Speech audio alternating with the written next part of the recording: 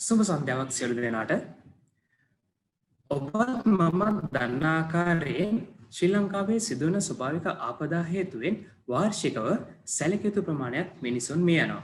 එබැවින් කොළඹ විශ්වවිද්‍යාලයේ ලියෝ සමාජයේ සර්වයිවල් ව්‍යාපෘතිය යටතේ ස්වභාවික ආපදා වලින් ආරක්ෂා වන්නේ කෙසේද යන පිළිබඳව ඔබ දැනුවත් කිරීමේ වැඩසටහනක් සංවිධානය කරලා තිබෙනවා. ඉතින් වැඩසටහන ආරම්භ කිරීම මත්තෙන් මේ සඳහා අපට සම්පත් ලබා දෙන ආපදා කළමනාකරණ මධ්‍යස්ථානයේ ආපදා අවම කිරීමේ පර්යේෂණ හා සංවර්ධන අධ්‍යක්ෂ අනෝජා සෙනරත්න මහත්මියවත් කොළඹ විශ්වවිද්‍යාලයේ ලියෝ සමාජයේ සභාපතිතුමාවත් විධායක නිලධාරීනොත් අද අප සමග සම්බන්ධ වන ඔබ සියලු දෙනාමත් ඉතාමත් ආදරෙන් පිළිගන්නා අතර වැඩසටහන ආරම්භ කිරීමටම අනෝජා සෙනරත්න මහත්මියට ඉතාමත් ගෞරවයෙන් යුතුව ආරාධනා කර සිටිනවා. සුබ සන්ධ්‍යාවක් වේවා සියලුම දෙනාට. මං අනෝජා සෙනවිරත්න මම අධ්‍යක්ෂක කෙනෙක් විදිහට තමයි ඩිසාස්ටර් මැනේජ්මන්ට් සෙන්ටර් එකේ වැඩ. ඉස්සලම මේ මම ඉස්සලම ස්තුතිවන්ත වෙනවා ලියෝ ක්ලබ් එකට ඩිසාස්ටර් ඒ වගේම හැම කෙනෙක්ම දැනගෙන ඉන්න ඕනේ විෂයක් සම්බන්ධයෙන් කතා කරන්න කියලා ඒ සම්බන්ධ ස්තුතිවන්ත වෙනවා ආපදා කළමනාකරණ මධ්‍යස්ථානය වෙනුවෙන්. ඒ වගේම මම අද කතා කරන්න කැමති මේ ආපදා කළමනාකරණය එහෙමත් නැත්තම් ඕගොල්ලන්ගේ බැනර් එකේ දාලා තියෙන විදියට අද ඔබේ දැනුවත් කියලා. ඒ කියන්නේ ඒකෙන්ම ඕගොල්ලෝ පිළි අරගෙන තියෙනවා ආපදාවන්ගෙන් අපේ ජීවිත සුරක්ෂිත නැහැ කියලා. එහෙමනම් ආපදා නිසා අපේ ජීවිතවලට හානි වෙනවා නම් මේ ආපදා තියෙන්නේ. ඔගොල්ලෝ කවදා හරි එහෙම දෙයක් හිතලා තියෙනවද? මම දැන් මෙතන විශ්වවිද්‍යාල පාසල් වල ඉන්න දරුවොත් ඉන්න හින්දා මම මේ කතාව පටන් ගන්න කැමති. අපි අපේ ඔගොල්ලෝ ඉස්කෝලේ යනකොට කැම්පස් එකේ ඉන්නකොට ඔගොල්ලන්ගෙන් කවුරු හරි අහනවා පරිසරය කියන්නේ මොකක්ද කියලා. දැන් මම විවිධ තැන්වලදී අහනවා. එතකොට ගොඩක් දෙනෙක් දෙන උත්තරේ තමයි පරිසරය කියන්නේ ගස් වැල් කියනවා, සත්තු කියනවා, බිල්ඩින් කියනවා. මේව තමයි කියන්නේ. දැන් ඕගොල්ලෝ ඕගොල්ලන්ගෙන් මේ හිතෙන් අහලා බලන්න මම පරිසරය කියලා කිව්වොත් ඕගොල්ලෝ එහෙම වෙනස් උත්තරයක් දෙනවා නම් කමන්නේ. නමුත් බහුල වශයෙන් මට නම් ලැබිලා තියෙන්නේ මේ උත්තරේම තමයි. වැරද්ද මොකද්ද? ඇත්තටම පරිසරය කියලා කියන්නේ මේ අපි ජීවත් වෙන ගෙදර පාවිච්චි කරන පාරවල්, ගහකොළ, සතා සිව්පාව ඒකද පරිසරය කියන්නේ. මේ අපි කතා කරපු හැම දෙයක්ම පරිසරයේ තියෙන එක එක අංග, එක එක පරිසරයේ තියෙන එක එක සංඝටක පරිසරයේ තියෙන එක එක කෑලි මේවා. ගස්කොළ කියලා. හැබැයි සම්පූර්ණ පරිසරය කියලා කිව්වා අපි මේ කතා කරපු වස්තුන් වල තියෙන අන්තර් සම්බන්ධතාවය. පරිසරය කියලා කියන්නේ ඒක. එතකොට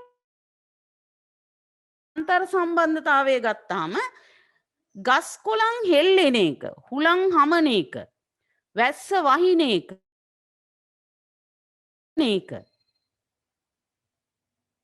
මේවා පරිසරයේ සිද්ධ වෙන ක්‍රියාවලින්. මේවා පරිසරයේ සිද්ධ ක්‍රියාවලින් සිද්ධ වෙන්නේ කොහොමද? යම්කිසි ක්‍රියාවක් සිද්ධ වෙන්න මොනවද අවශ්‍ය වෙන්නේ? අපි උදාහරණයක් එක තැනක ඉඳලා තව තැනකට යන්න නම් ඒ වාහනේට අපි ශක්තිය ලබා දෙන්න ඕනේ. ශක්තිය ලබා දෙන්නේ කොහොමද? බැටරියකින් කරන්ට් එක දීලා ඒ ඉන්ධන දහනය කිරීම තුලින් ශක්තිය දීලා ඒ ශක්තිය ඊට පස්සේ ඒකෙන් රෝද තල්ලු කරලා දීලා එහෙම තමයි අපි වාහනයක් එක තැනක ඉඳලා තව තැනකට යන්නේ. එතකොට මේ වාහනේ යන විදිහටම තමයි තැනක ඉඳලා මිනිස්සු සත්තු එක තැනක ඉඳලා තව තැනකට ගමන් කරන්නේ මේ ශක්තිය භාවිතා කරලා. එතකොට ඒ වගේම ක්‍රියාවලියකටම ශක්තිය කියන දේ වැදගත් වෙනවා. ශක්තිය එක්ක බලය එක්ක මේකත් එක්ක තමයි හැම වෙලේම මේ පරිසරයේ සිද්ධ වෙන හැම කාර්යයක්ම සිද්ධ වෙන්නේ. එතකොට පරිසරය වෙනවා නම් අපි ගංගා ගලන්නේ කොහොමද? ගංගාවක් ගලන්නේ ඉහළ ප්‍රදේශයකින් පටන් අරගෙන පහළ ප්‍රදේශයකට ස්වභාවිකව වතුර ගලාගෙන යනවා. අපි සිංහලෙන්ම කියනවා ඔකට පහත් තැනින් යයි ගලා ජලය කියලා නේ. ජලය ගලන්නේ පහත් තැනින් කියන. ඒ කියන්නේ ඉහළ ඉඳලා එහෙනම් පහළට ගලන්නේ. ඉහළ ඉඳලා පහළට ගලනකොට ජලයට ජල අංශු වලට එහෙම නැත්නම් ජලය කියන පදාර්ථයට ගලන්න අවශ්‍ය වෙන ශක්තිය අපි දැන් අර කතා කරපු ශක්තිය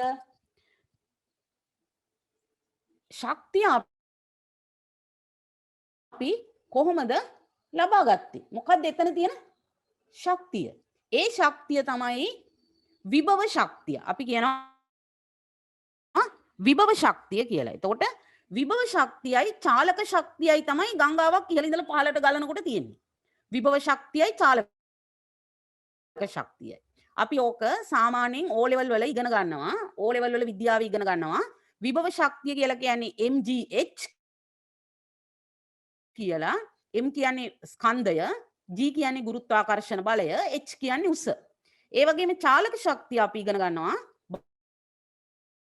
භාගයක් mv වර්ගය කියලා. එතකොට භාගයයි වැඩි කිරීම ස්කන්ධය වැඩි කිරීම ප්‍රවේගයේ වර්ගය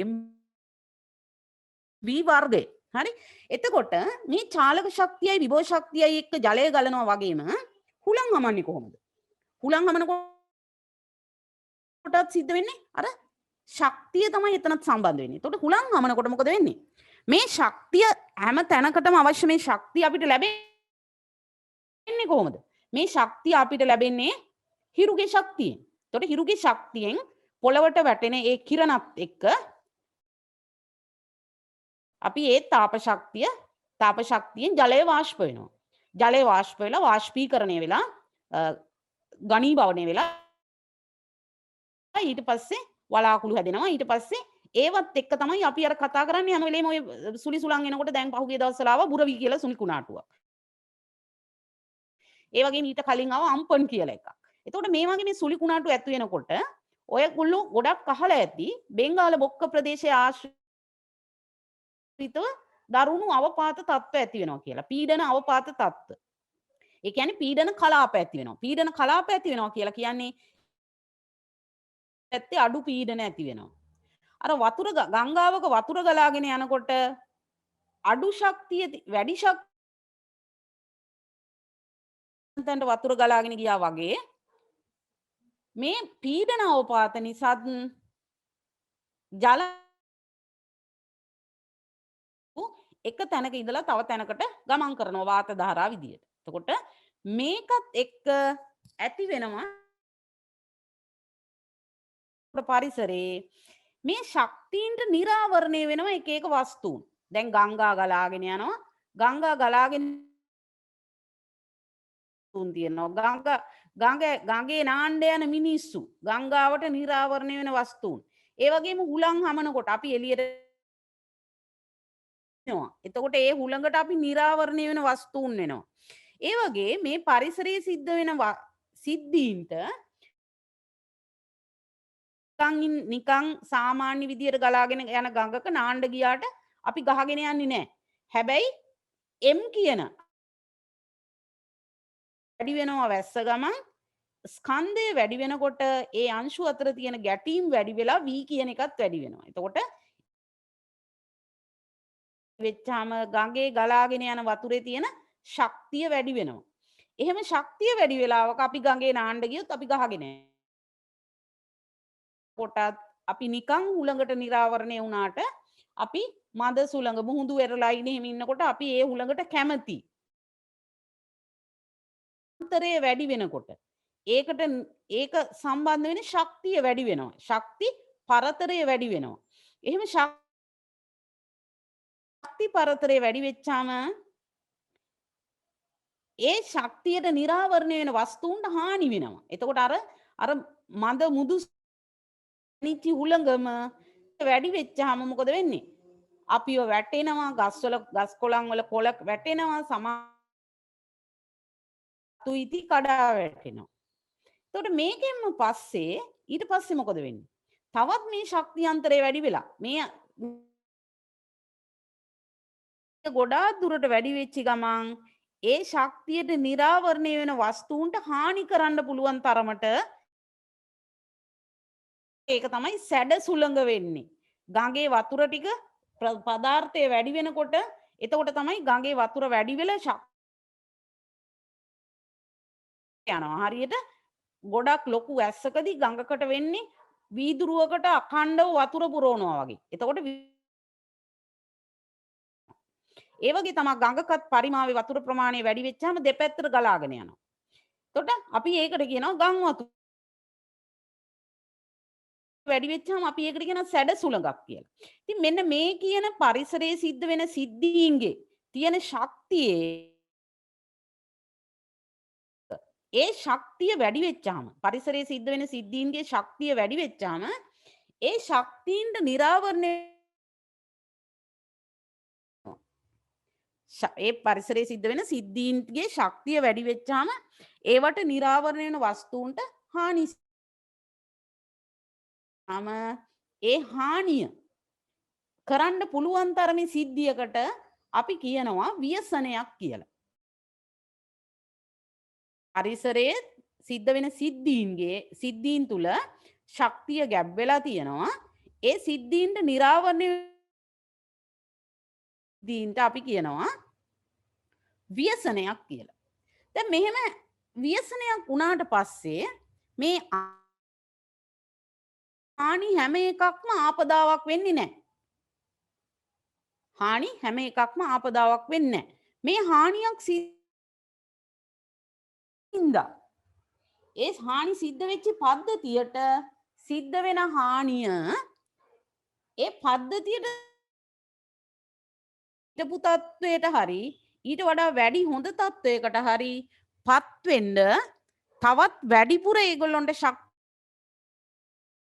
බාහිරින් සම්පත් ප්‍රමාණයක් බාහිරින් සහයක් අවශ්‍ය වෙනවා නම් අපි අන්න ඒ වගේ සිද්ධියකට කියනවා ආපන්නේ පරිසරයේ සිද්ධ වෙන සිද්ධීන්ගේ පවත්නා ශක්තිය අනුව වස්තුන්ට හානි සිද්ධ වෙනවා. ඒ හානි සිද්ධ වෙන පද්ධතියට දරා ගන්න බැරි වෙච්ච පත් වෙන්න බාහිර ආධාර උපකාර ලබා ගැනීමට අවශ්‍ය වුණොත් අන්න ඒ සිද්ධියට අපි වෙච්චි ආපදාවක් කියලා. එතකොට අපි හැම තැනකම සිද්ධ වෙන හැම දෙයක්ම ආපදාවක් විදියට ගන්න බෑ. ඕගොල්ලෝ දන්නවා නායක පැත්තේ පහුගිය කාලවල වල නාය යන්නේව සිද්ධ වුණා. දැන් මේ නාය ගියපුවාම අර නායක පැත්තේ සාමසර කන්ද නායකලේ මිනිස්සුන්ට විතරක් ඒ තත්ත්වය පාලනය කරගන්න බෑ.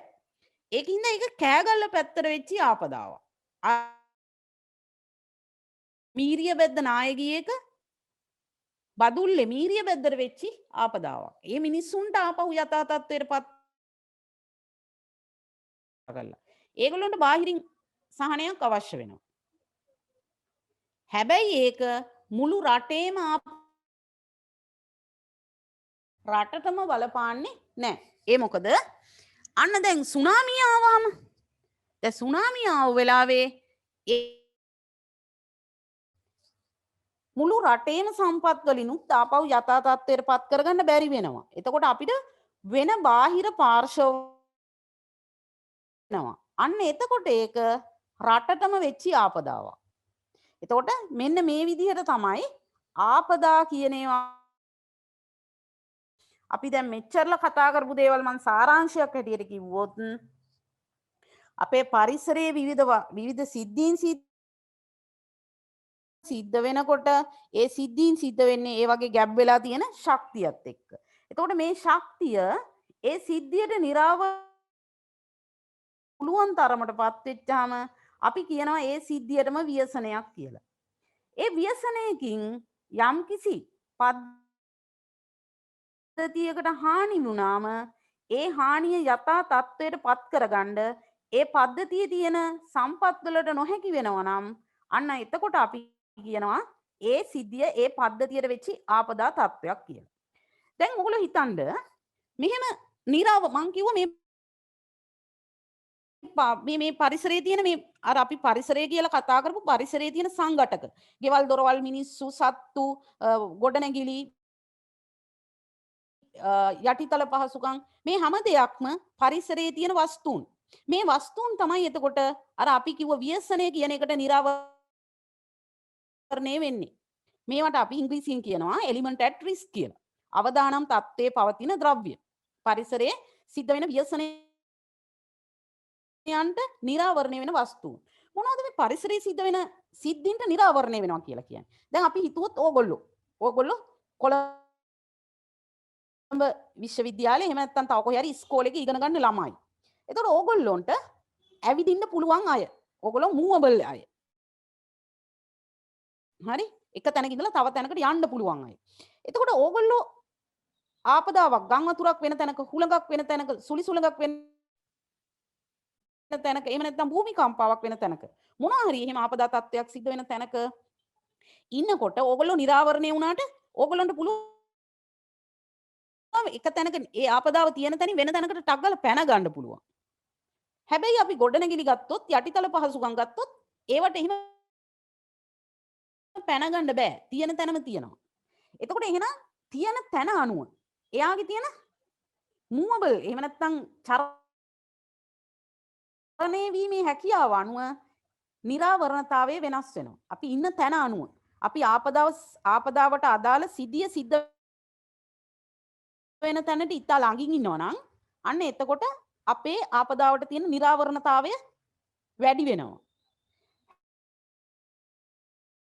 හැබැයි ඒ වගේම අපි අපි ආපදාව සිද්ධ වෙන තැනින් ගොඩක් දුර ඉන්නවා නම් අපේ ආපදාවට ගොදුරු වෙන එහෙම නැත්නම් නිරාවරණතාවය අඩු වෙනවා. ඒ වගේම ආපදාවක් සිද්ධ වෙලා තියෙන කාල සීමාව ගත්තොත් හරි ඒ කාල සීමාව ගත්තොත් ආපදාව පවතින සීමාව වැඩි නම් ඒ ආපදාව සිද්ධ වෙන ප්‍රදේශයේ තියෙන වස්තුන්ගේ නිරාවරණතාවය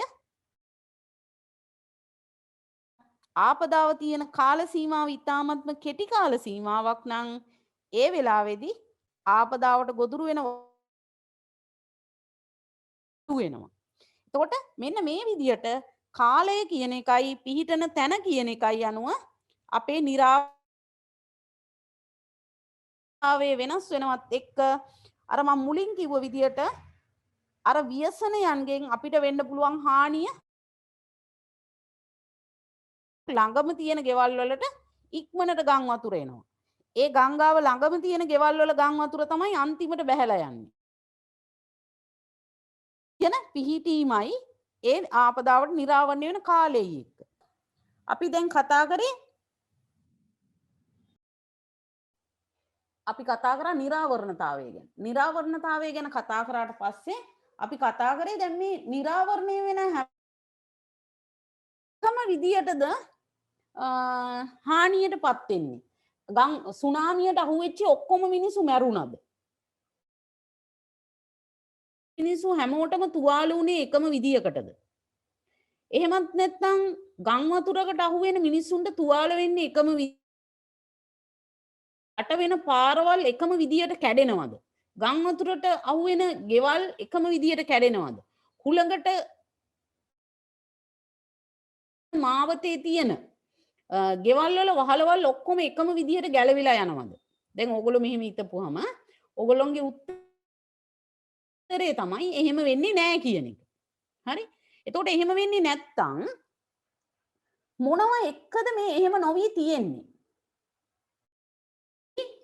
එක එක වස්තුන්ට එක එක විදියට හානි වෙන්න සිද්ධ වෙන ඇයි එහෙම වෙන්නේ? ඔයගොල්ලෝ එහෙම හිතලා තියෙන අපි දන්නවා සමහර ගම් වතුර වෙලාවල් වල අපි ගන්නකෝ මේ කැලණි ගඟ ගාව කැලණිපාලව නුවරට යන පාරේ තියෙන කැලණිපාල පාල් ගඟ අයිනේ තියෙනවා අයිනෙම තියෙනවා තට්ටු දෙකේ ගෙවල් තියෙනවා. ගඟෙන් ටිකක් ඈතට වෙන්න තියෙනවා අර තාවකාලික පැල්පත් වගේ ගෙවල්. එතකොට ගම් වතුර ආව වෙලාවක ඉස්සලම කැඩෙන්නේ අර තට්ටු ගඟෙන් ටිකක් ඈත තිබ්බත් අර තනි තට්ටුවට හදපු ගේ.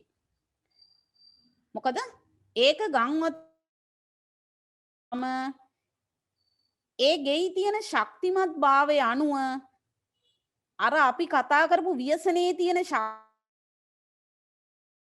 තරම එකක් වෙනවා ඒක. හැබැයි තට්ටු දෙකේ ගයක් ගත්තහම තට්ටු දෙකේ ගේ හදලා තියෙන හොඳට කොලම්ස් දාලා හොඳට කොන්ක්‍රීට්ස් ස්ට්‍රක්චර් ඉංජිනේරුමේ ව්‍යුහාත්මක ක්‍රමවේද භාවිතා කරලා හදලා තියෙනවා. එතකොට ඒකේ ශක්තිය වැඩි. ඒ ශක්තිය මන්දි අර ව්‍යසනයේ තියෙන ශක්තියට ඒ ව්‍යුහයට හානි කරන්නේ. එතකොට ගඟ ළඟම තිබ්බත් අර ශක්තිය වැඩි ගේ කැඩෙන්නේ නැහැ. ශක්තිය වැඩි බිල්ඩින් එක කැඩෙන්නේ නැහැ. අර ඈතින් තිබ්බත් දුර්වල ශක්තියෙන් අඩු බිල්ඩින් එක තමයි කැඩෙන්නේ. ඒ වගේම මිනිස්සු ගත්තොත් මිනිස්සුන්ගේ දැන් පහුගිය සුනාමි කාලේ ගත්තාම සුනාමියෙන් වැඩිපුරම මැරිලා තියෙන්නේ ගෑනු අය. පිරිමි අයට වඩා ගෑනු අය වැඩි මැරිලා තියෙනවා. එතකොට ගෑනු අය මැරිලා තියෙන්නේ ඇයි? ගෑනු අය සුනාමියක් එනවා කිව්වට නිකම්ම දුවන්නේ නැහැ. තමන්ගේ දරුවෝ ගැන බලනවා. තමන්ගේ අම්මා තාත්තා ගැන බලනවා. තමන්ගේ ගෙදර තියෙන බඩු මුට්ටු ගැන බලනවා. රත්තරන් බඩු ටික ගැන බලනවා. ඒ තියෙන ඒවා අරගෙන යන්නේ කොහොමද කියලා බලනවා. ඊට පස්සේ ගෑනු අය අඳින ඇඳුම ගොඩක් වෙලාවට ගෑනු අය අඳින්නේ දිග ඇඳුමක්. එහෙම නැත්නම් ඒ මැරිච්ච ගෑනු අය අතරිනුත් වැඩිපුර ප්‍රමාණයක් මැරිලා හිටියේ මුස්ලිම් ගෑනු අය. මුස්ලිම් ජාතිකයෝ. මොකද ඒගොල්ලන්ට තියෙනවා ඇඳුමේ ප්‍රශ්නෙට අමතරව ඒගොල්ලන්ට ගෙයින් එළියට බහලා යනකොට ඒගොල්ලන්ගේ සංස්කෘතිය අනුව නිකම්ම එළියට බහලා දුවන්න බෑ. ඒගොල්ලන්ගේ සංස්කෘතිය අනුව එළියට බහලා යන පිළිවෙලක් තියෙනවා. එතකොට සුනාමිය වගේ දන්නේ නැති දෙයක් වෙන වෙලාවෙ වුණත් ඒගොල්ලන්ගේ අර සංස්කෘතික ගතිගුණ අනුව ඒගොල්ලෝ එළියට බහලා යන්නේ අමාරු. ඊට පස්සේ තව ගෑනු අය අතර ඉන්නවා දරුවෝ හම්බෙන්න ඉන්න අම්මලා ඉන්නවා. එතකොට ඒගොල්ලන්ට දුවා ගන්න තියෙන හැකියාව අඩුයි, අමාරු අඩුයි. එතකොට ගම් වතුරක් ආවත් සුනාමියක් ආවත් සුලිසුලඟක් ආවත් ඒගොල්ලන්ට හානි වෙන්න පුළුවන් හැකියාව වැඩි. ඒ වගේම අපි ගත්තොත් ආබාධිත තියන අය ඉන්නවා. කන් ඇහෙන්නේ නැති අය ඉන්නවා. ඇස් පේන්නේ නැති අය ඉන්නවා. ඇවිදින්න අමාරු අය ඉන්නවා. ඒතර මේ අය වගේ අය ගත්තාම මේ අයටත් අර කියන කාරණා තියෙනවා. තොරතුරු ලැබෙන්නේ නැහැ. පාර හොයාගන්න බෑ. යන්න ඕනේ තැන දන්නේ නැහැ. ඉක්මනට යන්න බෑ. ඒතකොට මෙන්න මේ වගේ ගතිගුණ එක්ක ඒ ආපදාවක් සිද්ධ වෙච්චාම ඒකෙන් හානි වෙන්න පුළුවන් ප්‍රමාණය වෙනස් වෙනවා. අපි කියනවා ඩැමේජ් එක වෙන්න පුළුවන් ප්‍රමාණය වෙනස් වෙනවා. හානි වෙන්න පුළුවන් ප්‍රමාණය වෙනස් වෙනවා. එතකොට අපි දැන් කාරණා දෙකක් කතා කරා. එකක් තමයි නිරාවරණතාවය අනුව හානි වෙන්න පුළුවන් ප්‍රමාණය වෙනස් වෙනවා. ඒ වගේම ඒ නිරාවරණය වෙන වස්තුවේ තියෙන ගතිගුණ අනුව එහෙම නැත්නම් ඒ වස්තුවේ තියෙන කැරක්ටරිස්ටික්ස් එහෙම නැත්නම් ගතිගුණ අනුව ඒ වස්තුවට හානි වෙන්න පුළුවන් ප්‍රමාණය වෙනස් වෙනවා. ඒක මිනිස්සු උනත්, දේපල උනත්, සංවර්ධනය උනත්, මොන දේ උනත් ඒකේ විදියම. එතකොට මේ හානි වෙන්න පුළුවන් ක්‍රමය අපි මේ හානි වෙන්න පුළුවන් ඒ ගතිගුණ ටික තියෙනවනේ. ඒ ගතිගුණ ටික අපි කාරණා හතරක් යටතේ හිතනවා. එකක් තමයි භෞතිකමය දේවල්. අපි කියනවා ෆිසිකල්. මිනිස්සු ගත්තොත් මිනිස්සුන්ගේ ශාරීරික తত্ত্বය. කොහොමද අපි ඉන්නේ? කෙනෙක්ද? ස්ත්‍රී පුරුෂ භාවය. ඊට පස්සේ ළමයිද වැඩි හිටිද? එහෙම නැත්නම් තරුණ වයසේ ඉන්න අයද? මෙන්න මේ කියන කාරණා එක්ක අංගේ හානි වෙන්න පුළුවන් විදිය වෙනස් වෙනවා. අපි මේකට කියනවා භෞතික කාරණා කියලා. නැගිල්ල හදලා තියෙන්නේ මොන වයින්ද? ඉංජිනේරුමේ ව්‍යුහාත්මක එකක්ද? එහෙම නැත්නම් නිකම්ම తాවකාලික පැල්පත් විදියට හදලා බුවද? හොඳ ක්‍රමවේද භාවිතා කරලා නැද්ද? ඒවා හදන්න භාවිතා කරලා තියෙන ද්‍රව්‍යවල ගුණාත්මක භාවය මොකද්ද? ඉන්ෆ්‍රාස්ට්‍රක්චර් එහෙම නැත්නම් යටිතල පහසුකම් වලට උනත් එහෙම නැත්නම් බිල්ඩින් වලට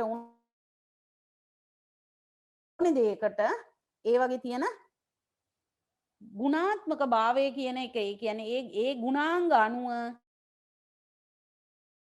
වෙනවා. ඒ වගේම තව එකක් තමයි සමාජීය කාරණා අනුව. දැන් අපි කිව්වේ භෞතික කාරණානේ. කාරණා හින්දාත් හානි වෙන්න පුළුවන් ප්‍රමාණය වෙනස් වෙනවා. අපි භෞතික කාරණා සමාජීය කාරණා හැටියට ගත්තොත් මිනිස්සුන්ගේ අපි කියනවා පවර්ටි එක කියලා. මිනිස්සු දුප්පත් මිනිස්සු තමයි ලෝකේ කොහේ ගත්තත් ආපදා වලට මිනිස්සු. එතකොට මේ ඒ දුගී භාවය එහෙම නැත්නම් දුප්පත් පොහොසත් භාවය කියන එකත් එක්ක මේ මිනිසුන්ට සම්පත් ප්‍රමාණය අඩු වෙච්චාම ඒගොල්ලොන්ට ආපහු අර ව්‍යසනයකට ගොදුරු වුණාම යථා තත්ත්වයටපත් වෙන්න තියෙන අඩු වුණාම එතනදී ඒගොල්ලෝ ආපදාවකට මුහුණ දෙනවා. මොකද ඒගොල්ලොන්ට යථා තත්ත්වයටපත් වෙන්න නම් ආය බාහිර පාර්ශවයේ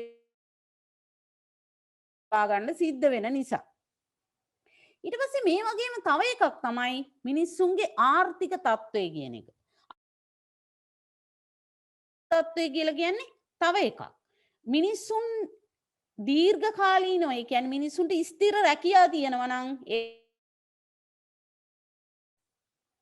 මොකද ඒගොල්ලොන්ට අඛණ්ඩ වැටුපක් ලැබෙනවා. හැබැයි මිනිස්සු එදිනෙදා කුලී වැඩ කරන අය නම් එහෙම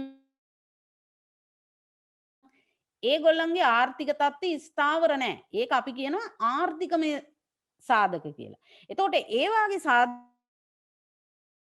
එක්කත් හානි වෙන්න පුළුවන් ප්‍රමාණය වැඩි. අපි දැන් අපි මුහුණ දීලා ඉන්න කොවිඩ් වසංගත තත්ත්වය ඒකත් ආපදා තත්ත්වයක්. රජයේ සේවකීන්ට ගැටලුවක් නැහැ. මොකද රජයේ සේවකීන්ට අඛණ්ඩව සම්පූර්ණ වැටුපම හම්බ වෙනවා. ඒගොල්ලෝ වැඩට ආවත් නාවත්. හැබැයි පෞද්ගලික අංශයේ සේවකයෝ ගත්තාම ඒගොල්ලන්ගේ වැටුපෙන් යම්කිසි ප්‍රතිශතයක් අඩු කරනවා. එතෙම අඩු කරපුවාම ඒගොල්ලන්ට ඒ අඩුපාඩුව දැනෙනවා. ඊට පස්සේ දිනපතා ඒගොල්ලන්ට රස්සා නැති වෙනවා. එතකොට මේවා අනුව ඒගොල්ලන්ට අර ආපදාවෙන් සිද්ධ මේ විදිහටම මේකම අපිට පුළුවන් අනික් ආපදා තත්ත්වයන්ටත් ගලප ගන්න. එතකොට ඊට අමතරව අනිත් එක්ක දැන් අපි පාරිසරික සාධක කියලා කියන අපි ජීවත් වෙන පරිසරයේ සිද්ධ වෙන දේවල් එක්ක අපි දැන් උදාහරණයක් හැටියට ගත්තොත් කොවිඩ් වල කොළඹ මිනිස්සු ගොඩකට බෝ වෙනවා. ඇයි ඒ පාරිසරික සාධකත් එක්ක. මොකද ෆ්ලැට් මිනිස්සු ළඟ ඉන්නේ. ඉතින් එතකොට මේ කියන වසංගත තත්ත්වය බෝ වෙනවා වැඩි. හැබැයි ගම් වල බෝ වෙනවා අඩුයි. මොකද ගෙවල් තියෙන්නේ කොට ඒගොල්ලොත් එක්ක ඒ ගැටලුව ඇති වෙන්නේ නැහැ. එතකොට මේ වාගේ කාරණාත් එක්ක හැම වෙලේම පුළුවන් හානිය වෙනස් වෙනවා. එතකොට අපි සාමාන්‍යයෙන් ඕනෑම දෙයකට මේ සිද්ධ වෙන්න පුළුවන් හානිය අපිට ඒක හැම වෙලේම සිද්ධ වෙන්න පුළුවන් දේ තමයි එක්ක ව්‍යසනයට ගොදුරු වෙන වස්තුවට හානි නොවී තියෙන්න පුළුවන්. අපි ඒක කියන බිඳුවයි. හානිය ශුන්‍යයි. ඒ වගේම සම්පූර්ණ වශයෙන් හානි වෙන්නත් පුළුවන්. සම්පූර්ණ ඩැමේජ් එකක් වෙන්නත් මෙම්ම ඩැමේජ් වෙලා ෆුලි ඩැමේජ් කියනවා අපි. සම්පූර්ණයෙන්ම විනාශ වෙලා. මේ කාරණා දෙකම වෙන්න පුළුවන්. එතකොට මේ නිරාවරණය වෙන වස්තුන්ට වෙන්න පුළුවන් හානිය වෙන ප්‍රමාණය අපි කියනවා කියලා. හරි? අපි දැන් අර කතා කරපු භෞතික, සමාජීය, ආර්ථික සහ එක වස්තුන්ගේ තියෙන ගුණාංග අනුව හානි වෙන්න පුළුවන් ප්‍රමාණය වෙනස් වෙනවා. අපි මේකට කියනවා ආවේ කියලා. ආපදා පාත්‍රතාවය. අපි ඉංග්‍රීසියෙන් කිව්වොත් කියනවා වල්නරබිලිටි එක කියලා. ඊට පස්සේ මේ වල්නරබිලිටි එක අමතරව මේ ආපදාවට මේ ව්‍යසන තත්ත්වයට නිරාවරණය වෙන වස්තුන්ට හානි වෙච්චාම ඒ අපි දැන් කිව්වා 0 එකක්ද එහෙම නැත්නම් සම්පූර්ණ 100ක් ඩැමේජ් වෙන එකක්ද කියලා. එතකොට මේ වෙන තත්ත්වය අපි කියනවා ඒකේ තියෙන අවදානම කියලා. අපි ඕකට ඉංග්‍රීසියෙන් කියනවා රිස්ක් එක කියලා. එතකොට කියන එක එහෙම නැත්නම් හානි වෙන ප්‍රමාණය කියන එක වෙනස් වෙනවා. ව්‍යසන තත්ත්වයේ තියෙන නැත්නම් ව්‍යසන තත්ත්වයේ තියෙන ශක්තිය, ව්‍යසන තත්ත්වයේ සිදුවීමේ ප්‍රවණතාවය මේ කියන කාරණා එක්ක ප්‍රමාණ වෙනස් වෙනවා.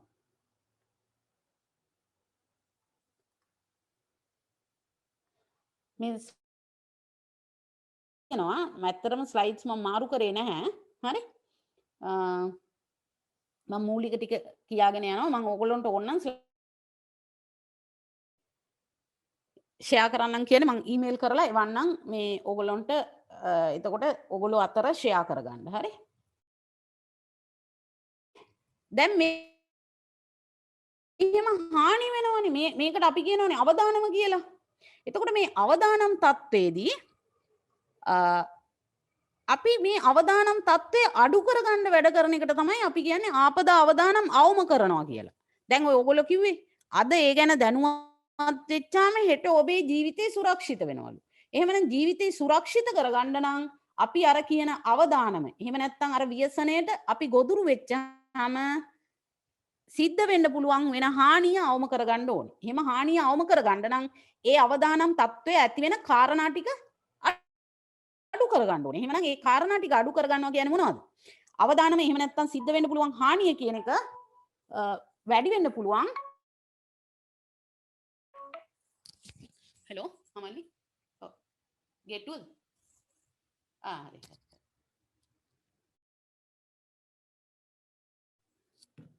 එතකොට මේ අවදානම කියන එක. එහෙම නැත්නම් මේ සිද්ධ වෙන්න පුළුවන් හානිය කියන එක අඩු වෙන්න නම් අර ව්‍යසනය කියන එකේ තියෙන ශක්තිය අඩු වෙන්න ඕනේ. ස්වභාවික පරිසරයේ සිද්ධ වෙන අර සිද්ධියට ඇතුළත් වෙලා තියෙන ශක්තිය අඩු වෙන්න ඕනේ. මේක අපිට කරන්න පුළුවන් දෙයක්ද?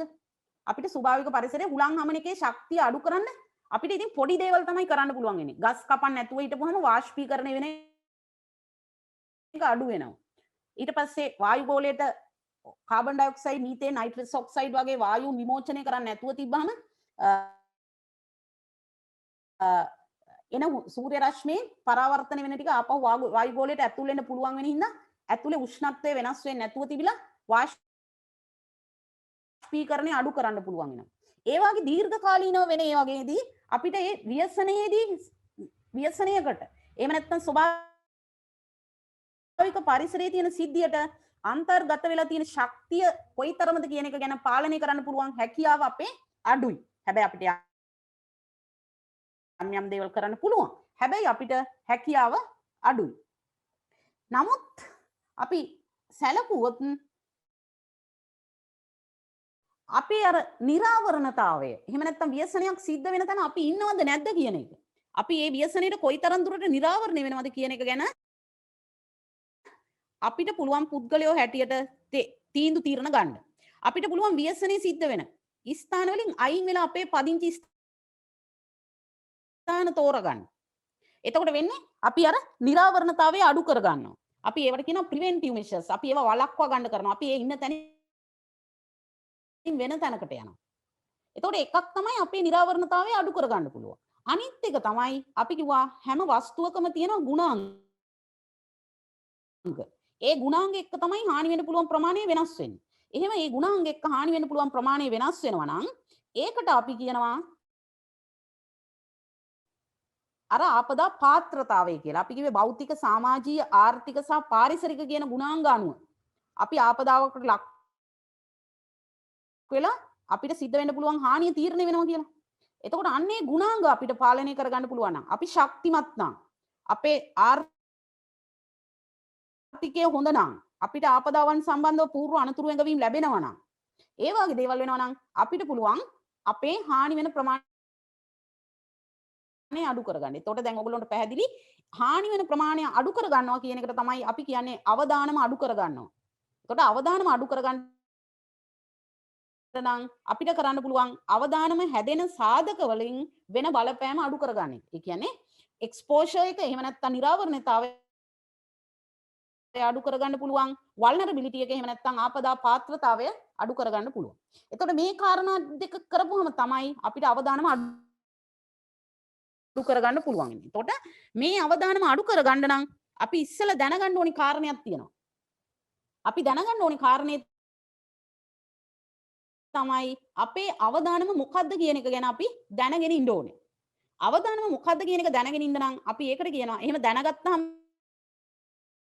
තමයි අපිට ඒ අවදානම අඩු කරන්න කටයුතු කරන්න පුළුවන් වෙන්නේ. උදාහරණයක් හැටියට අපි ගඟට කිට්ටුව ගෙවල් හදලා තියෙනවා නම් ගෙයි තියෙන අවදානම මොකද්ද? සමහර විට අවදානම අත්තිවසන්න ඕනේ ඇති. අත්තිවාරම උස්සපුවම ගම් වතුර එන ප්‍රමාණයට වඩා ඉහළින් ගෙයි බිම තියෙනවා.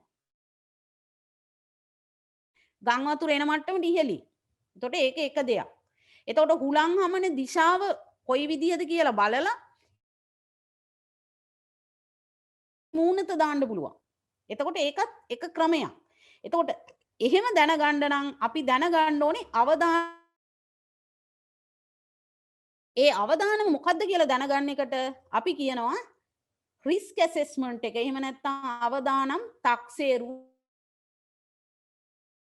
ඕගොල්ලෝ ජීවිතේ කවදා හරි දවසක රිස්ක් ඇසෙස්මන්ට් එකක් කරලා තියනවද කියලා ඕගොල්ලෝ මට කියයි නෑ කියයි. ඕගොල්ලෝ අපි හැමදාම දවසකට කීප සැරයක් රිස්ක් එක එහෙම නැත්නම් අවදානම තක්සේරු කරනවා.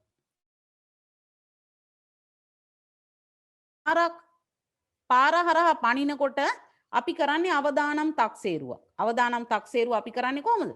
අපිට කොට අර ස්වභාවික පරිසරයේ තියෙන ශක්තිය තියෙන සංසිද්ධිය තමයි වේගයෙන් එන වාහනේ ගමන් කරමින් පවත්නා වෙන්න පුළුවන්. ඒකට අපි නිරාවරණය වුණොත් තමයි අපිව හැප්පෙන්නේ.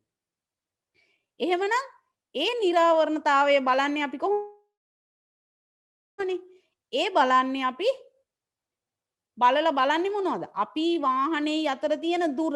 අන්න ගඟයි ගේයි අපි බලනවා දුර කොච්චරද? ඒ වගේම අපි බලනවා ඒ වාහනේ එන වේගය අනුව අපි ඉන්න තැනට එන්න කාලය. එතකොට මෙන්න අපි බැලුවා අපේ නිරාවරණතාවය මොකක්ද කියලා. ඊට පස්සේ තියෙන ගුණාංග මොනවද? අපේ ගුණාංග අනුව අපි බොහොම තරුණයි නම් අපි පාර පනින්න එච්චර බය වෙන්නේ නැහැ. ආබාධයක් තියෙනවා නම් අපි අර සුදු ඉර තියෙන තැනින්ම තමයි කලර් ලයිට්ස් තියෙන තැනින්ම තමයි පනින්නේ. හරියක් ඉන්න තැනකින් තමයි පනින්නේ. ඒ වගේම අපි දැන් අර අපි බලනවා ඒකෙන් ඊට පස්සේ අපි පාරිසරික තියෙන තැන. හරි? ඊට පස්සේ අපි අර වාහනේ එන වාහනේ බලනවා අපි බලනවා වාහනේ දිග කොහොමද, පළල කොහොමද, වේගය කොහොමද, ඊට පස්සේ වාහනේ එලවන්නේ කවුද කියලාත් බලනවා. ඔගොල්ලෝ පාර පනිනකොට වාහනේ 10 wheel එකක් වුණා. ඒක එලවන්නේ ටිකක් මැදි වයසේ. මිනිස්සෙයා අපි ගැන හිතලා වාහනේ කොහොම හරි නතර කරගනී කියන එක අපිට සොයන්ව දැනෙනවා. හැබැයි ඒ පදවන්නේ පෝනි ටේල් එකක් එහෙම දාලා කනට කරාඹු එහෙම දාගත්ත නම් අපි පාර පනින්න බයයි. මොකද එයා කන්ට්‍රෝල් එකක් නැතුව අපිව යට කරගෙන යයිද කියලාත් අපිට විශ්වාසයක් නැහැ. එතකොට අන්න එතන දෙක එහෙම නැත්නම් ව්‍යසනය ගැන තක්සේරු කරනවා. ඊට පස්සේ අපි ඉන්න තත්ත්වය අනුව, අපි ඉන්න පරිසරය අනුව කලර් ලයිට්ස් තියෙන තැන ඉන්න තත්ත්වය කොහොමද? අපි දරුවෙක් ලැබෙන්න ඉන්න කෙනෙක්ද? අපිත් එක්ක පොඩි දරුවෙක් ඉන්නවද? අපිත් එක්ක වැඩි හිටියෝ ඉන්නවද පාර පනින්න? අපි අපේ ආපදාවට ගොදුරු වීමේ පාත්‍ර වීමේ හැකියාව. කියන්නේ අපේ භෞතික සාධක, සමාජීය සාධක කියන ඒවත් එක්ක අපි බලනවා පාර පනින්න තියෙන හැකියාව. එතකොට මේ දෙක බලලා තමයි අපි ඔන්න පාර එතකොට මේ විදියට අවදානම කියන එක තක්සේරු කරගන්න පුළුවන්. ඒ අවදානම කියන එක තක්සේරු කරගෙන ඒ අවදාන අවදානම අඩු කරන්න කොයි විදිය ක්‍රියාමාර්ගද ගන්න පුළුවන්නේ කියන එක ගැන තීරණය කරන්නේ. එහෙම අවදානම අඩු අපිට පුළුවන් විවිධ ක්‍රියාමාර්ග ගන්න. එකක් තමයි ආපදා අවදානම අඩු කිරීමේ ක්‍රියාමාර්ග තමයි අපි අවදානම අවම කිරීමේ ක්‍රියාමාර්ග කියලා කියන්නේ ආපදාවට පෙර ගන්න ක්‍රියාමාර්ග. ආපදාව සිද්ධ වෙච්චාම ගන්න ක්‍රියාවීමේ ක්‍රියාමාර්ග කියලා. ඊට පස්සේ ආපදාවකින් පස්සේ ගන්න ක්‍රියාමාර්ග වලට අපි කියනවා පසු ආපදා කලමන මේ සියල්ලම එකතු කරලා ගන්න ක්‍රියාමාර්ග වලට අපි කියනවා ආපදා කලමනාකරන ක්‍රියාකාරක. ආපදා අවස්ථාවේ ආපදාවෙන් පසු කියන අවස්ථා තුනටම ගන්න ක්‍රියාමාර්ග වලට අපි වෙන වෙනම නම් විදියට කියනවා ඒ ආපදා අවදානම් කලමනාකරන ක්‍රියාකාරකම් කියලා. එතකොට මේ ආපදා අවදානම් කලමනාකරන ක්‍රියාකාරකම් විදියට මොනවද කියන එක ගැන මම කෙටියෙන් ඕගොල්ලොන්ට කියන්න. හරි? මොකද අපිට පොඩි පැයක් වගේ වෙලාවක් නේ තියෙන්නේ. කියන්නම් එහෙම ගන්න පුළුවන් ක්‍රියාමාර්ග මොනවද කියන එක. හරි? එහෙම ගන්න පුළුවන් ක්‍රියාමාර්ග තමයි ආපදාවන් අඩු කරන්න අපිට ගන්න පුළුවන් එක ක්‍රියාමාර්ගයක් තමයි ආපදාව වළක්වා ගැනීමේ නම් අපිට කරන්න පුළුවන් අපි ආපදාව සිද්ධ වෙන තැන ඉන්නේ නැතුව වෙන තැනක ඉන්නවා. එහෙම ඉන්න අපේ අවදානම් අවම භූමි පරිභෝජන සැලසුම් එහෙම නැත්නම් land use plan කියලා තියෙනවා. හරි? එතකොට මේ land use plan වලින් ප්‍රදේශ හඳුනාගෙන තියෙනවා මේ ප්‍රදේශවල තියෙන මේ වාගේ දේවල්. මේ ප්‍රදේශවල තියෙන මේ වාගේ සංවර්ධන ක්‍රියාකාරකම්. මේ ප්‍රදේශවල තමයි කොමර්ෂල් ඒවට එහෙම නැත්නම් වෙළඳ කටයුතු සඳහා සුදුසු. මේ ප්‍රදේශ තමයි පදිංචිය සඳහා සුදුසු. මේ land use plan. එහෙම නැත්නම් ඊට පස්සේ සමහර වෙලාවට තියෙනවා නීති තියෙනවා. සමහර වෙලාවට තියෙනවා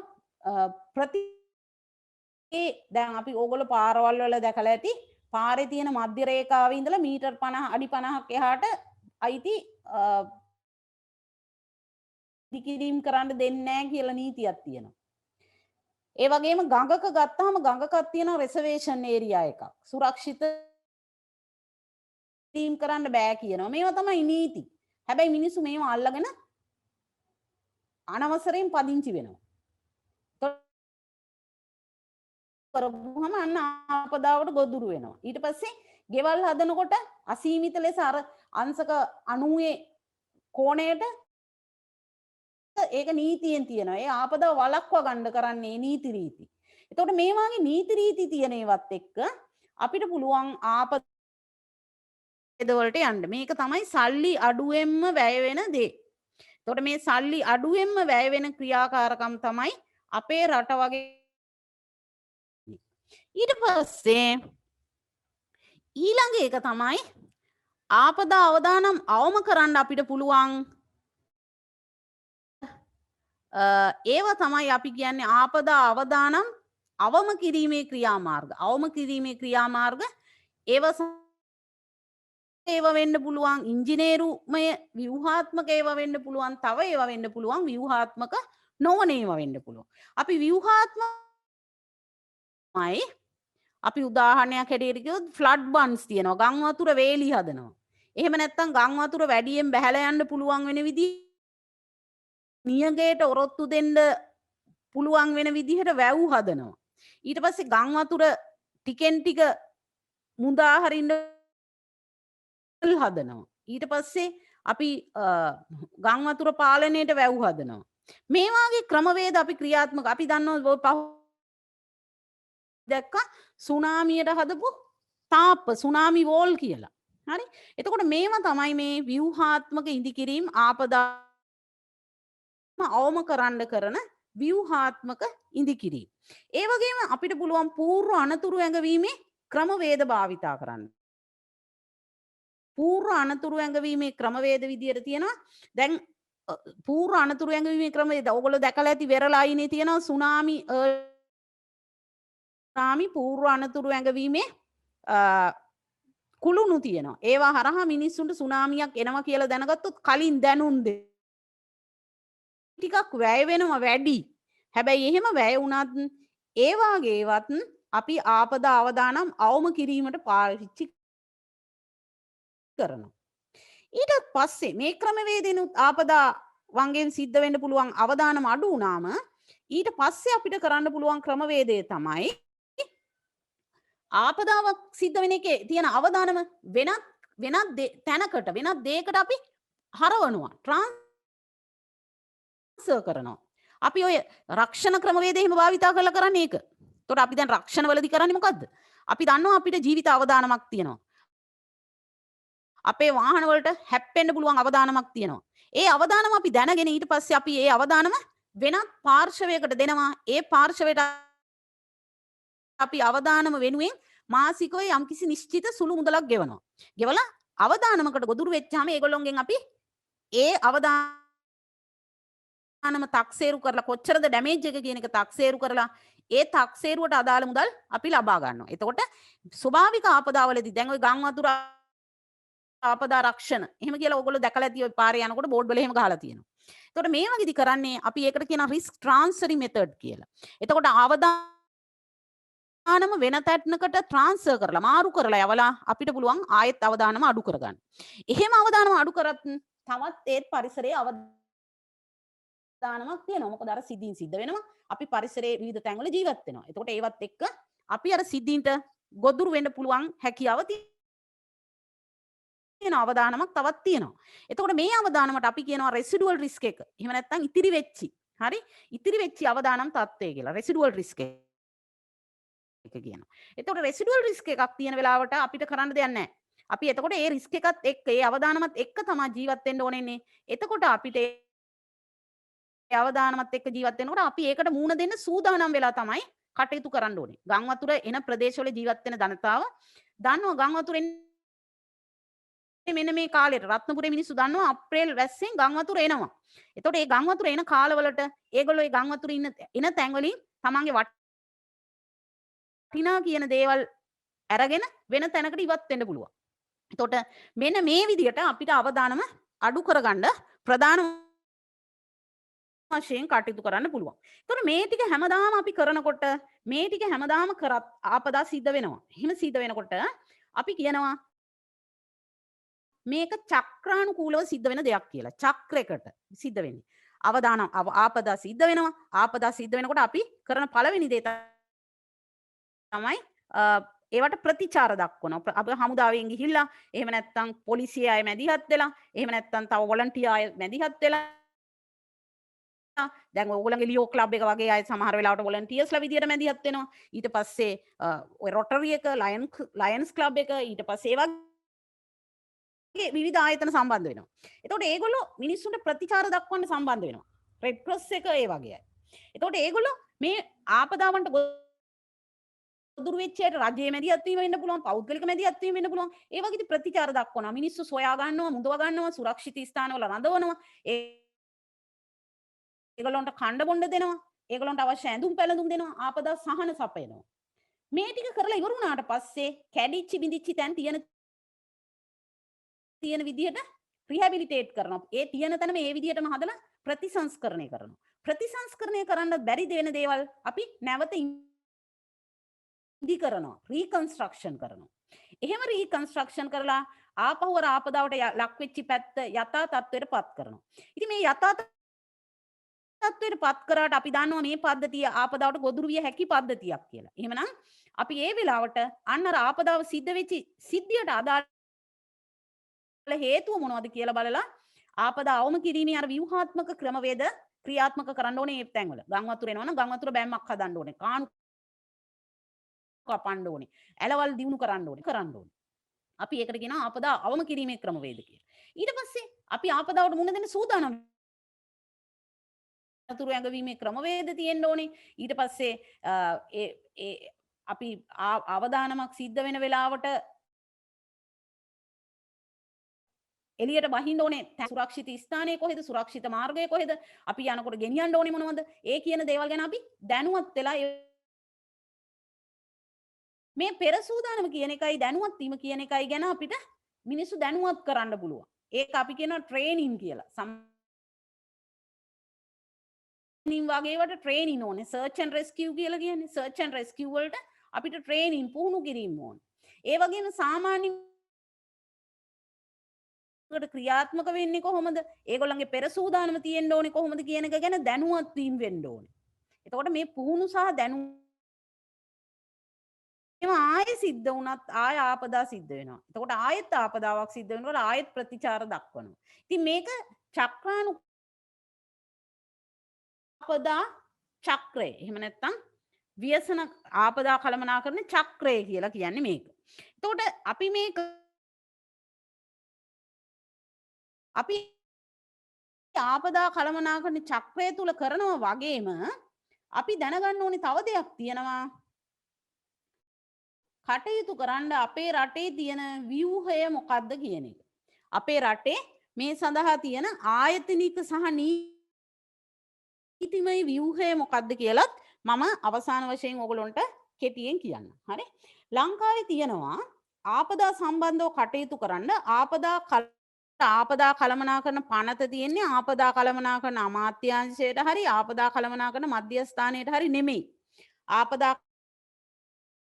ආයතනයකටම පුළුවන් ආපදා කළමනාකරණ පනත යටතේ වැඩ කරන්න. ඕගොල්ලොන්ටත් පුළුවන්.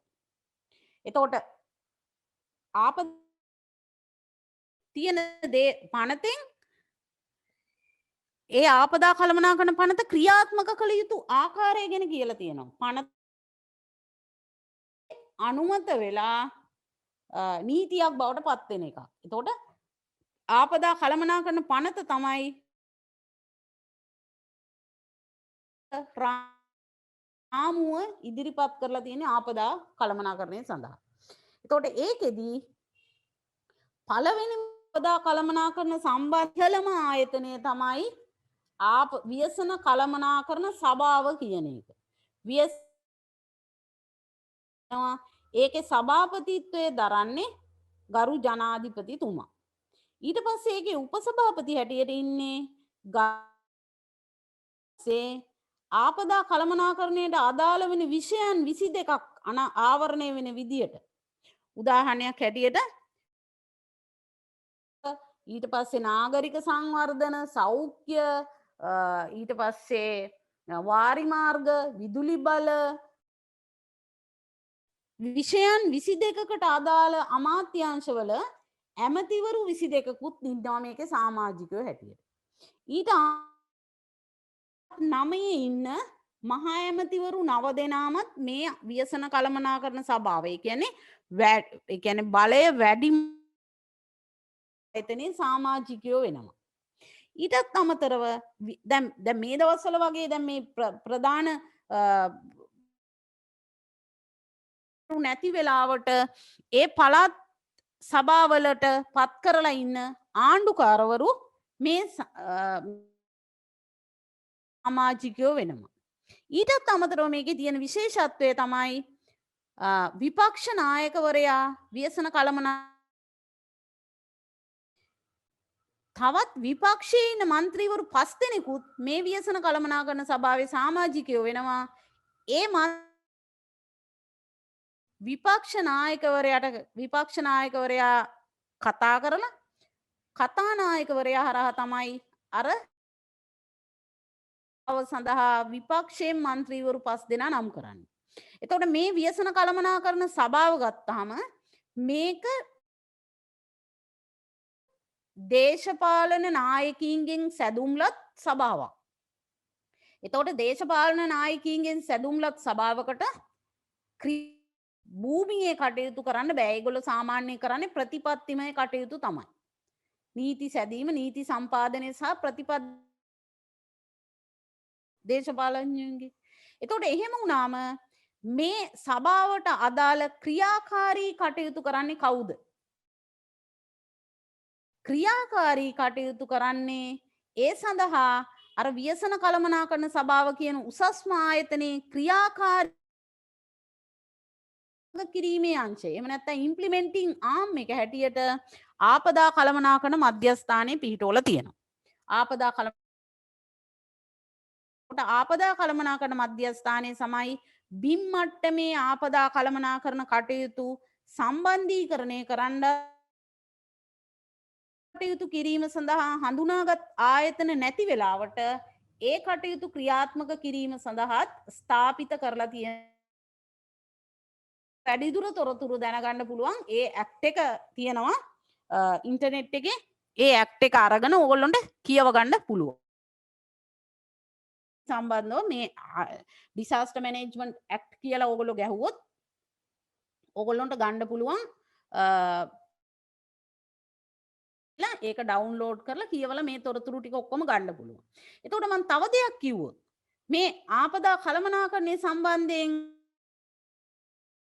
වැදගත් දෙයක් තමයි ලංකාවට තියෙන්න ඕනේ ඒකෙම ඒ ව්‍යසන කළමනාකරණ පනතෙම කියලා තියෙනවා නීතියක් හැටියට රටාකරණයේ සිදුවිය යුත්තේ කොහොමද කියන එක ඇතුළත් වෙන විදිහට national strategies තියෙන. එහෙම නැත්නම් ආපදා කළමනාකරණය සඳහා වන ජාතික උපාය මාර්ග හඳුනාගත්ත national disaster management plan එකක්. එහෙම නැත්නම් කළමනාකරණ සැලැස්මක් තියෙන්න ඕනේ. ඒ සැලැස්ම අනුව තමයි මුළු රටේම ආපදා කළමනාකරණ කටයුතු අමාත්‍යාංශ සහ ආයතන මගින් සිදු කළ යුත්තේ. එහෙම ඒ කටයුතු සිද්ධ වෙනවද කියලා බලලා වියසන්න තමයි ආපදා කළමනාකරණ මධ්‍යස්ථානයේ තියෙන්නේ. එතකොට ආපදා කළමනාකරණ මධ්‍යස්ථානයේ දිස්ත්‍රික්ක 25ෙම තියෙනවා දිස්ත්‍රික් ලේකම් කාර්යාලය දිස්ත්‍රික්ක 25ම ආවරණය වෙන විදිහට. එතකොට ඒ හරහා දිස්ත්‍රික්කවල සම්බන්ධීකරණ කටයුතු කරනවා. ඊට පස්සේ අනිත් එක තමයි ජාතික මට්ටමේ ආපදාවක් සිද්ධ වෙච්චාම ඒ ආපදාවට ප්‍රතිචාර දක්වලා සහන දීලා ඒ ආපදාවෙන් යථාවත් කරන්නේ කොහොමද කියන කාරණේ ඇතුළත් වෙන විදිහට National Emergency Operation Plan ජාතික හදිසි මෙහෙයුම් මක් හදලා තියෙන්නත් ඕනේ. ඒ වගේ මේ සැලසුම් දෙකම හදලා විතරක් බෑ. ඒ සැලසුම් දෙකම හදලා ඒ ආයතන තම තමන්ගේ විෂයපතයන්ට අනුව තම තමන්ගේ අංශ වලින් ආපදා කළමනාකරණය සඳහා විය කියන එක ගැන ඒ ආයතන වලට අදාළව ආපදා කළමනාකරණ සැලසුම් තියෙන්න ඕනේ. ඒ කියන්නේ institutional disaster අපි දැන් ඕගොල්ලෝ ගත්තොත් ඕගොල්ලන්ගේ විශ්වවිද්‍යාලයේ තියෙන්න ඕනේ විශ්වවිද්‍යාලයට මුහුණ දිය හැකි ආපදා අවස්ථා කළමනාකරණය කරගන්න වගේ එකක් ආවම කොවිඩ් වගේ එකකදී ඒ සැලැස්ම තියෙන්න ඕනේ ඔන්ලයින් ලෙක්චර්ස් කරලා කොහොමද කටයුතු ඔන්ලයින් ලයින් විදියට කොහොමද විභාග තියන්නේ ඊට පස්සේ ඔන්ලයින් ක්‍රමවේදය අනුව පුස්තකාලය පරිහරණය කරන්නේ කොහොමද මේ විදියට ආපදාව අඳුරගෙන ඒ ආපදාවට අපි හැසිරෙන්නේ මේ විදියට කියලා තීරණය කරගෙන තිබ්බනම් අන්න අර කියන දේවල් අඳුරගෙන තියෙනවා. හදනවා වගේම ඒ සැලසුම් ක්‍රියාත්මක කරන්න අවශ්‍ය වෙන තාක්ෂණික සහ මුල්‍ය ඒ ආයතන වලට උදව් කරන එක. එහෙම නැත්නම් ෆැසිලිටේට් කරන එක ආපදා කළමනාකරණ මධ්‍යස්ථානයට පැවරෙන සභාව වෙනුවෙන්. එතකොට මෙන්න මේ විදියට ආපදා කළමනාකරණය සඳහා වෙන ක්‍රමවේදය වෙනස් වෙනවා. දේ තමයි දැන් අද මිනිස්සු ආපදා කළමනාකරණයේදී කළමනාකරණය කියලා කියන්නේ තමන්ගේ එහෙම නැත්නම් තමන්ගේ වත්තේ තියෙන කොස්ගස් කපා ගන්න එක මේ වගේ දේවල්. හැබැයි මේ වගේ දේවල් ඔක්කොම ආපදා කළමනාකරණයේදී පාලන ආයතන වලට පැවරිච්ච වගකීම් වෙනවා. ප්‍රාදේශීය සභා, නගර සභා, මහනගර සභා. මේවට පැවරිච්ච වගකීම් වෙනවා. ඒ මොකද ඒගොල්ලෝ තමයි මිනිස්සුන්ගේ වෙල්ෆෙයාර් එක සුබ සාධනය ගැන. එහෙම නැත්නම් ඒ ප්‍රදේශයේ තියෙන පොඩි ජලාශ, කාණු පද්ධති, ඇල මාර්ග ඒවා ගැන වගකීම් දරන්නේ. එතකොට ඒ වගකීම් දරන ආයතනය තමයි ඒ සම්බන්ධව කටයුතු කරන්න ඕනේ. එහෙම නැත්නම් ආපදා කළමනාකරණය කියන්නේ හැම විෂයකටම අදාළව එක කොටස් තියෙන ක්‍රොස් කටින් සබ්ජෙක්ට් එකක්. හරි. එතකොට හැම අංශයකටම ඒ ගැන තියෙනවා යම්කිසි වගකීමක්. එතකොට හැම අංශයකටම තියෙන වගකීම ඒ අංශ විසින් තම තමන්ගේ මැන්ඩේට් එක අනුව තම තමන්ට පැවරිලා තියෙන බලතල රාජකාරී අනුව තමන්ගේ නීති රීති අනුව ක්‍රියාත්මක කරන්න බැඳිලා ඉන්නවා. ඒ ක්‍රියාත්මක කරන්න අවශ්‍ය නීතිමය රාමුව සලසලා දීලා තියෙනවා ආපදා කළමනාකරන පනත අනුව. හරි? මං හිතන්නේ ඕගොල්ලන්ගේ වෙලාව වැඩියෙන් ගිහිලා තියෙනවා පැය කාලක් විතර. කොහොම වුණත් මට පැයක් කිව්වහම අර පොඩි අතපසුවීම් වුණා, පොඩ්ඩක් පරක් වුණා. ඒකින්ද මම පැය කාලක් ගත්තා. නමුත් මට සරලව ඕගොල්ලන්ට පළවෙනි හඳුන්වා දීමේ ක්‍රමවේදය අනුව මට සරලව කියන්න තියෙන්නේ මෙන්න මේ ටික. එතකොට අපි අද කතා කරපු ටික මම සාරාංශගත කරොත් අපි කතා කරා ස්වභාවික පරිසරයේ සිද්ධ වෙන සිද්ධීන්ගේ තියෙන ශක්තියින් අනුව ඒ ස්වභාවික සිද්ධීන් සිද්ධ වෙනවා. මේ සිද්ධීන්ගේ ශක්තිය වැඩි වෙච්චාම ඒ සිද්ධියට නිරාවරණය වෙන වස්තුන්ට හානි කරන්න පුළුවන් වෙනවා. අන්න ඒ වගේ වෙලාවක අපි මේ සිද්ධියට කියනවා ව්‍යසනයක් කියලා. ඒ ව්‍යසනයකින් සිද්ධ වෙන හානිය ව්‍යසනයේ සිද්ධ වෙන පද්ධතියට දරා ගන්න බැරි වෙනකොට අපි කියනවා ඒක ඒ පද්ධතියට සිද්ධ වෙන ආපදා තත්ත්වයක් කියලා. එතකොට ආපදා තත්ත්වයකදී සිද්ධ වෙන හානිය හැම වෙලේම එකාකාර වෙන්නේ නැහැ.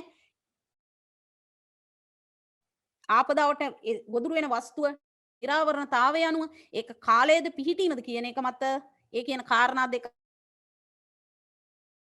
එකත් එක්ක නිරාවරණතාවය වෙනස් වෙන එකත් එක්ක හානි වෙන්න පුළුවන් ප්‍රමාණය වෙනස් වෙනවා. ඒ වගේම ඒ නිරාවරණය වෙන වස්තුවේ තියෙන භෞතික පාරිසරික භෞතික සමාජීය පාරිසරික සහ ආර්ථික කියන ගුණාංග අනුව සිද්ධ වෙන්න පුළුවන් හානිය වෙනස් වෙනවා. සිද්ධ වෙන්න පුළුවන් හානියේ ප්‍රමාණය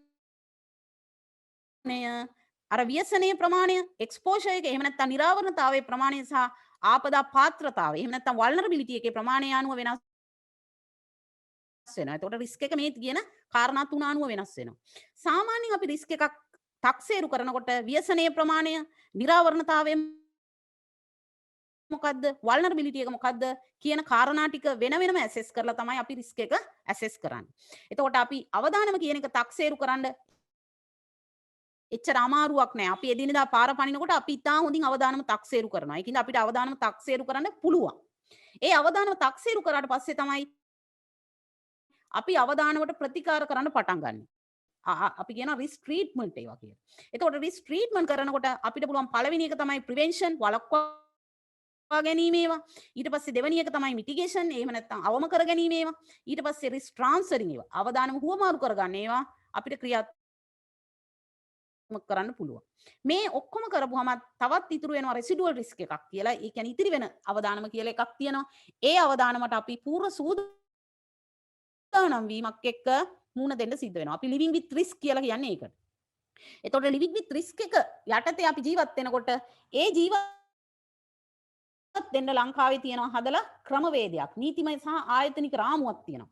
ඒ නීතිමය සහ ආයතනික රාමුව ලබා දෙන්නේ 2005 අංක 13 දරන ආපදා කළමනාකරන පනත අනුව. ඒ වගේම 2010 ආපදා කළමනාකරණය සම්බන්ධයෙන් ජාතික ප්‍රතිපත්තියක් හදලා තියෙනවා. මේ ප්‍රතිපත්තියයි මේ පනතයි අනුව තමයි ආපදා කළමනාකරණය සඳහා වන නීතිමය සහ ආයතනික රාමුව ලංකාවේ හැදිලා තියෙන්නේ. එතකොට ලංකාවේ ආපදා කළමනාකරණය සඳහා තියෙන ඉහළම ආයතනය වෙන්නේ ව්‍යසන කළමනාකරණ සභාව. ඒකේ සභාපතිත්වය දරන්නේ ජනාධිපතිතුමා. ඒක දේශපාලඥයින්ගේ සැදුම් ක්‍රියාත්මක කිරීමේ ආයතනයේ හැටියට පිහිටවලා තියෙනවා ආපදා කළමනාකරණ මධ්‍යස්ථානය. එතකොට ආපදා ජාතික ව්‍යසන කළමනාකරණ සැලැස්ම හදන එක, ජාතික හදිසි මෙහෙයුම් සැලැස්ම හදන එක, ආයතන වලට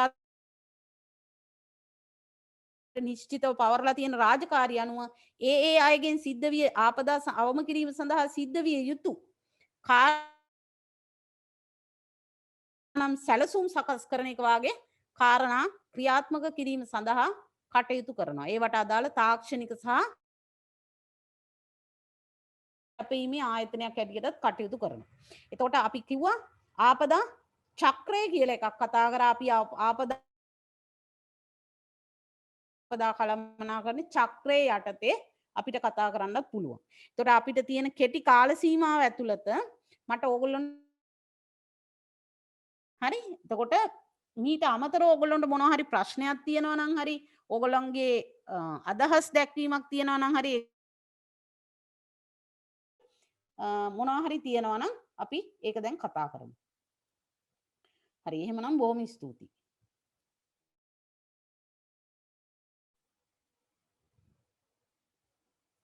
ප්‍රදීශ ඔබට කිසියම් ප්‍රශ්නයක් තිබේ නම් අනෝජා මහත්මියට යොමු කිරීමට මේ තමයි ඒ සඳහා කාලය. නිහඬතාවයෙන් පෙනියන්නේ කිසිදු ප්‍රශ්නයක් නොමැති බවයි. ඉතින් මේ වැඩසටහනේ අවසානය සටහන් කිරීමට අපගේ මේ සූදානම වැදගත් හරවත් කණු රාශියක් මේ දේශනය තුලින් අපට ලැබුණා. ඉතින් මේ සඳහා සම්පත්දායකත්වය ලබා දුන්න ආපදා කළමනාකරණ මධ්‍යස්ථානයේ ආපදා අවම කිරීමේ පරීක්ෂණ හා සංවර්ධන අධ්‍යක්ෂ අනෝජා සෙනෙවිරත්න මහත්මියටත් මේ කර්තව්‍ය සාර්ථක අයුරින් ඉටු කිරීමට අපට උදව් උපකාර කළ කොළඹ විශ්වවිද්‍යාල ලියෝ සමාජයේ සභාපතිතුමා සහ විධායක නිලධාරීන්ටත් මේ සඳහා සහභාගී වුණ ඔබ සියලු දෙනාටත් ස්තුතියි පුද කරමින් මේ වැඩසටහන අපි අවසන් කරනවා. ඔබට සුබ රාත්‍රියක්.